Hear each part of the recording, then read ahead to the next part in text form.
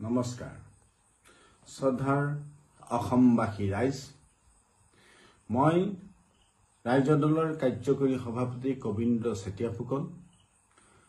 ৰাজ্য দল গঠনৰ সময়ত মই বীৰ লাচিত সেনা অসমৰ সভাপতি দায়িত্বত আছিলো বীৰ লাচিত সেনা অসমৰ সৰ্বসন্মত সিদ্ধান্ত অনুসৰি মই ৰাজ্য দলত যোগদান কৰিছিলো কিন্তু যোৱাকালি বীৰ লাচিত সেনা অসমৰ সভাপতিজনে ৰাজ্য দলৰ সন্মানীয় সভাপতিজনক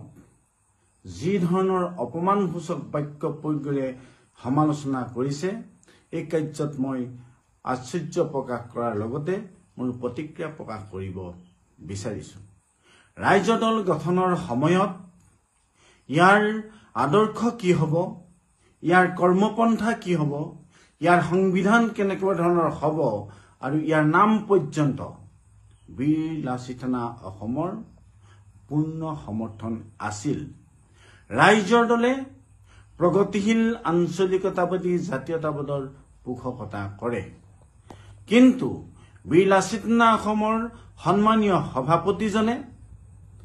যে প্ৰগতিশীল জাতীয়তাবাদক অস্বীকাৰ কৰি ধৰ্মীয় জাতীয়তাবাদৰ এক বিভেদগামী চিন্তাৰে উদ্বুদ্ধ হৈ ৰাজ্য দলৰ সভাপতি অখিল গগৈ ডাঙৰীয়াক যি আক্ৰমণ কৰিছে এই আক্ৰমণে প্ৰমাণ কৰি দিছে যে বীৰ লাচিত সেনা অসম পূৰ্বৰ যি স্থিতি সেই স্থিতিত নাই বীৰ লাচিত সেনা অসমে সাম্প্ৰদায়িকতাবাদক পোষকতা কৰি যিসকলে অসমীয়া যি জাতি গঠন প্ৰক্ৰিয়া এই প্ৰক্ৰিয়াত ব্যাঘাত জন্মাব বিচাৰিছে আৰু যিসকলে অসমীয়া জাতিটোক ধ্বংস কৰি দিয়াৰ বাবে ষড়যন্ত্ৰত লিপ্ত হৈছে সেইসকলক উৎসাহিত কৰিছে অসমীয়া জাতি কোনো বংশানুক্ৰমিক জাতি নহয় অসমীয়া জাতি ভাষাকেন্দ্ৰিক জাতি ভাষাই হৈছে এই জাতিৰ ৰাজহাড় ভাষাই হৈছে অসমীয়া জাতিৰ প্ৰাণ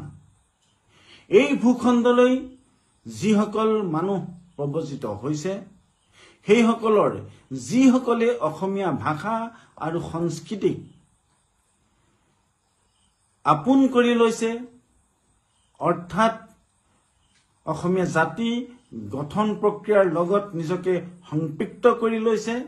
সেইসকলেই হৈছে অসমীয়া যেনেকৈ জ্যোতিপ্ৰসাদ আগৰৱালা এজন মাৰুৱাৰী সম্প্ৰদায়ৰ মানুহ হৈও তেওঁ আজি অসমীয়া অমলেন্দু গুহ আৰু পুলক বেনাৰ্জী বেংগলী সম্প্ৰদায়ৰ হৈও তেওঁলোক আজি অসমীয়া ভাষাৰ ৰক্ষাৰ বাবে নিজৰ জীৱন দি শ্বহীদ বৰণ কৰা মুজাম্মিল হকো হৈছে অসমীয়া যিসকলক আমি অস্বীকাৰ কৰিব নোৱাৰো আৰু তেওঁলোকক আমি গৌৰৱবোধ কৰো অখিল গগৈ ডাঙৰীয়াই কোনো ধৰ্মীয় বিশেষ সম্প্ৰদায়ক উচ্ছেদ কৰাৰ বিৰোধিতা কৰা নাই ভাৰতীয় সংবিধানে ভাৰতীয় নাগৰিক হিচাপে স্বীকৃতি প্ৰদান কৰা লোকসকলক ন্যায়ালয়ৰ নিৰ্দেশ অমান্য কৰি যি অমানৱীয় উচ্ছেদ চলোৱা হৈছে